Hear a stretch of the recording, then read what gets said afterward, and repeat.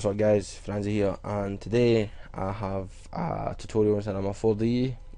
Version I'm using is 11.5. The reason why I'm using this is it has my plugins and has my light kit. As you can see, my light kit, it's just because I've got the layout on standard, but my startup layout is so different. It's, well, not so different, it's slightly different. It means I can access the files in Cinema4D itself, the architecture edition, advanced render, dynamics, engineering edition and stuff. But I'm just going to keep it to the standard just now. And what we're going to be doing is, what we're going to be learning, should I say, is the dynamics and what I've used in my latest video. The text coming in, hitting the ground, and the cubes, just the cubes bouncing off walls, having their own dynamics and stuff, like so. So what you want to do is, once you're in Cinema4D, is just add a floor. Add yourself a floor, and to begin this, right click and add a rigid body. I think in R12, it's in R12 it's something different, which I'll put in the description, what it's called once you right click it, and what you have to go to and what you need to click. So what you want to do is, once you've done that, get yourself a cube. Add in a cube. I'm just going to change sizes on, I'm going to change the size to 400, just bigger, right? And once you've done that, it's not just at right click and add a rigid body tag. It's not gonna do nothing. You've got to add a fracture object. Just click your cube, drag it in, and make the fracture object apparent to the cube. Once you've done that, highlight both the cube and the fracture object and add a rigid body tag. And what this is going to do, so if I raise it up a wee bit, what it's going to do is make the cube fall.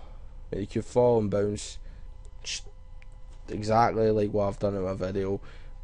But the other part to it, what I've done is, in the fracture object, is once you've like got the dynamics and stuff like that, what you want to do is click fracture object, and under rigid body, under custom initial velocity, enable that, and what it comes up, just various parts where you can, various bits where you can put in numbers and change the velocity of the angles, and the linear being what direction it goes.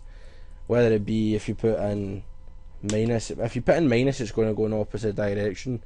So if I put in 1,000 here, what it's going to do is just make my cube fly and slide across the ground. To change the slide, well, to stop it sliding as much, what you want to do is, in each of the rigid body tags, is once you've got like all of them selected, change the friction to 1. If you change it to 1, the cube's going to have 1, the fracture is going to have 1, the floor's going to have 1, and what this does is give it everything more of a realistic look, and they don't fly about. Well, don't slide about. Sorry, they don't slide about. And yeah, that's basically it. Also, you can do this with text. I know there's a lot of tutorials out there on what I'm talking about, but some people really haven't found them yet. So what you want to do is, once you've got your text, put in your desired word, should I say, and I'm just putting in tutorial as this is a tutorial, and I'm going to change the depth to 150. Depending on the size of your text, the depth, just, it will make it, the proportion look a lot better.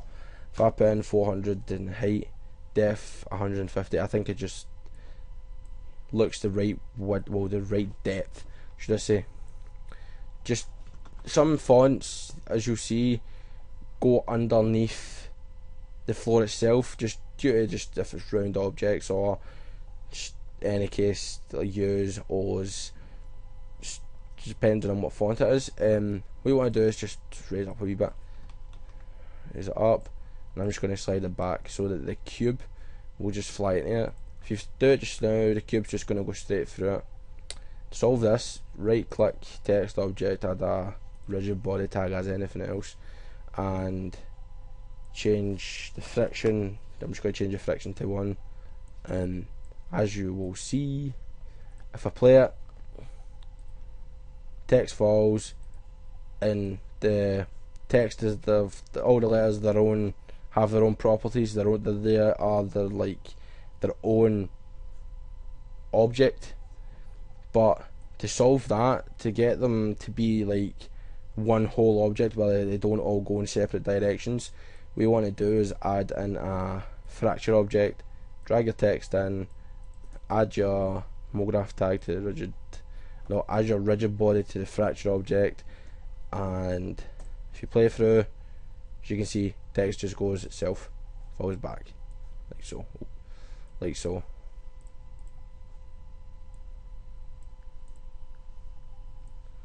Like so. So basically that's the best I can really do. It's the best way I can explain.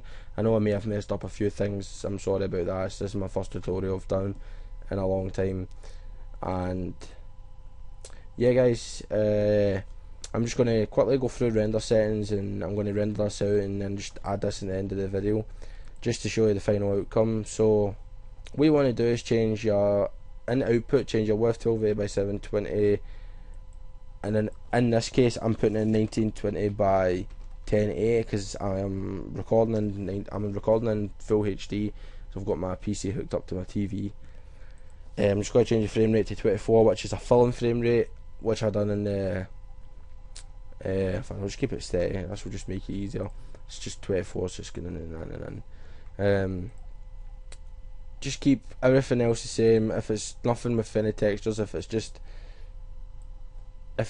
like, if you want to recreate what I've done as an example and then just post it on, if you post it in the description as a video response, then I can check it out and see how you guys done. I'll comment and I'll just give you some if you need any help, then just add me on Skype or whatever. For this, what I'm going to do is file save as I'm saving it as a QuickTime movie. I'm just going to save it to my desktop. Save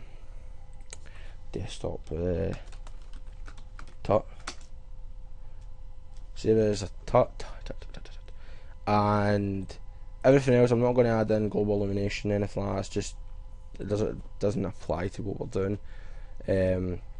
So yeah, 120 frames.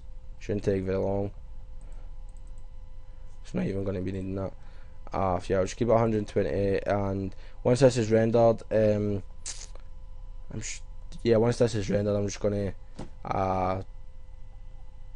I'll go back to the end of the video and I'll just tell you guys how long it took, depending on PCs, settings and stuff. So yeah guys, if this has helped you, please just leave a positive comment, please like it, and please subscribe. I'm trying to get as much subscribers as I can before the new year. So yeah guys, take it easy, and here's the end product.